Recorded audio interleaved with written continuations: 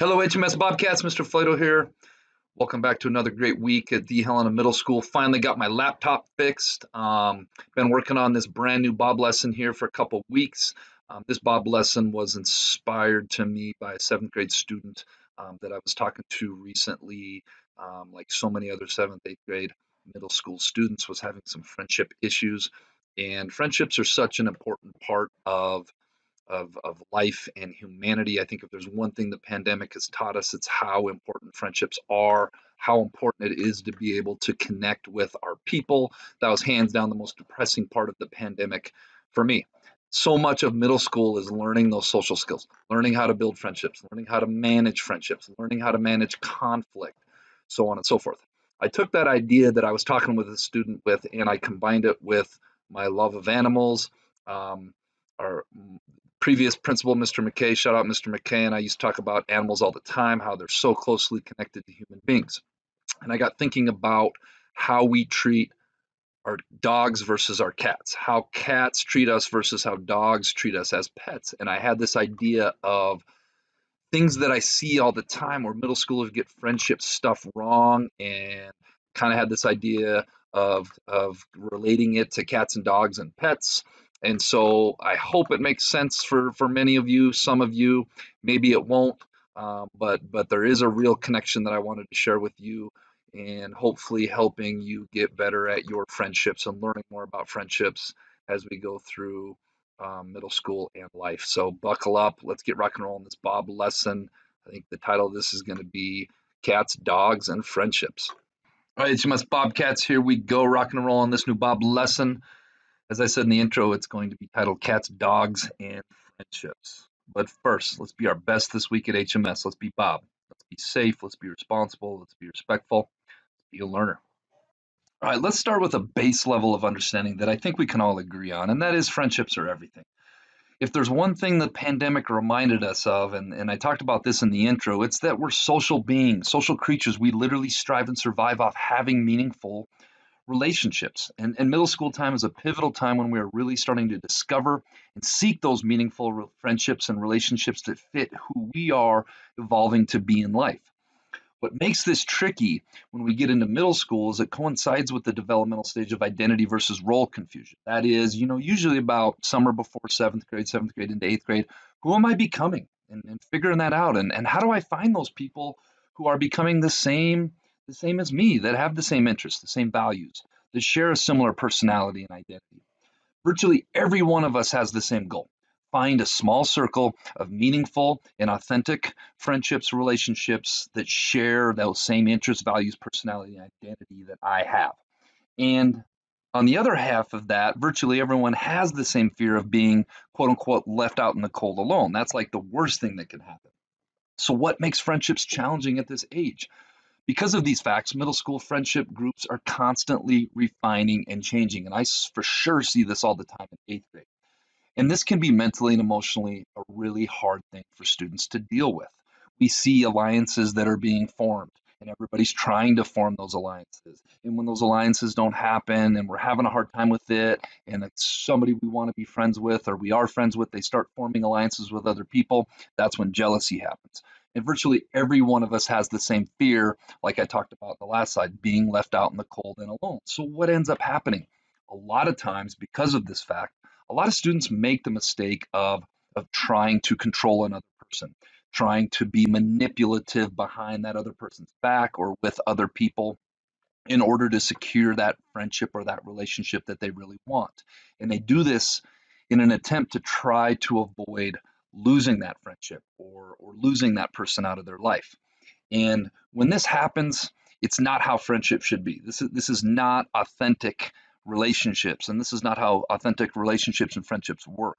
And oftentimes, if anything, it ends up blowing up in kids' face, and it ends up having the opposite effect.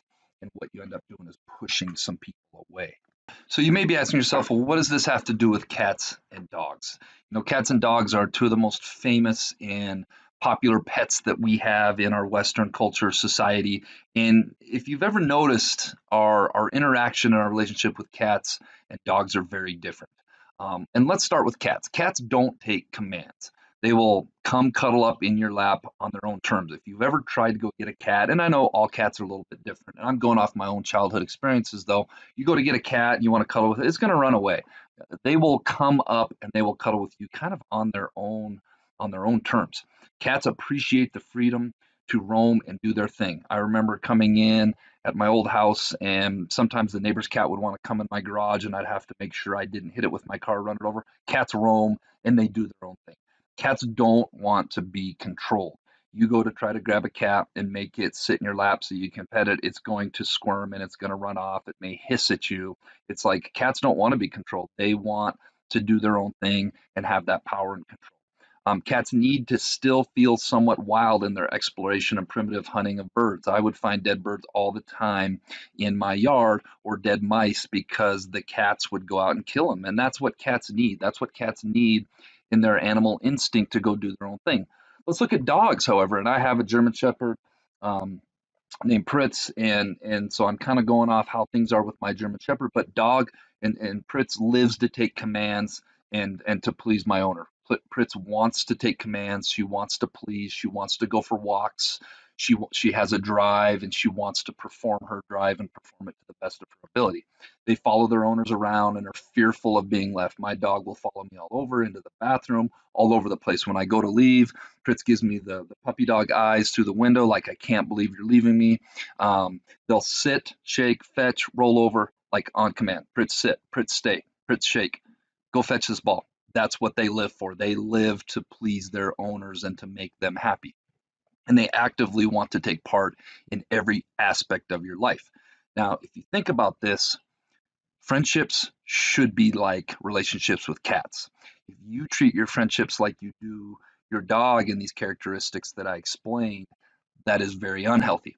If you treat your friendships like you do with cats, this is a very healthy thing. So let's kind of put this together in the end and kind of formulate my ADD thoughts and kind of hit home some bullet points. And the bullet point is, and if you take one thing from this Bob lesson, I want it to be this: genuine and healthy relationships are based in freedom. Give your relationships the time and the space to choose you. Authentic relationships cannot be built or maintained through manipulation or control. And that is a lot of things that I see sometimes when friendships are going sour in my office. It's kids that don't want to lose that relationship. They don't give that friend enough time to breathe and enough time to have their freedom. And they try to manipulate them and they try to control them or manipulate and control the people around them. Your entire focus in a friendship should be based on the energy and effort you put forth into that given relationship or into that given friendship. At the end of the day, that's the only thing you can control is how you show up in that friendship. Do you put the time, effort, energy? Are you kind? Are you thoughtful? Are you compassionate? Are you a good listener? All those friendship characteristics I've talked about on previous Bob lessons, that's the only thing you can ever control. Genuine relationships aren't built on ultimatums. That is another thing I see. Either you do this or that. If you don't do this, then that. That's not healthy. That's not how genuine relationships are built. Genuine relationships also don't keep score. And what I'm talking about when I say keep score, I'm talking about, well, I did this for you, therefore you need to do this for me. Or I did this 3 days in a row for you, you need to match that and do 3 days in a row for me. No, you can't force and manipulate friendships. Healthy friendships are based on equality, where the other person recognizes the effort you put in and they choose, they have the freedom to choose to match your effort and energy. And I think that's the key thing I'm trying to hit home here today. Finally, genuine relationships are built on mutual understanding, mutual effort, and respect. Again, you can only control the understanding, effort, and respect you put in that friendship or that relationship. And you got to give other people the time, space to make their own minds up on their own that they want to reciprocate that. Mr. Flato, what happens if I do all these things and I put in and I do the effort and energy and I do everything correctly and I'm not getting that back in return? Well, then that relationship may be not for you at this given point in your life. And that's part of the refinement process. Hope you guys enjoyed this Bob lesson. All right, that brings us to this week's Jelly Bean Question of the Week winners. We have both the Coyle sisters, Elizabeth Stanley, Aiden Mosier, and Caden Moore. This one I was told was too easy. The answer was post office. All right, let's see if we can do better this week. Jelly bean question of the week. What is the next letter in the following sequence of letters? We've got J, F, M, A, M, J, J, A, S, O, N. I think you know the answer. Submit your answer to the Bob box. Get it in by the end of the week. Tune in next week to see if you're a winner. All right, let's make it a great week. Last week of first quarter, ladies and gentlemen, at the HMS.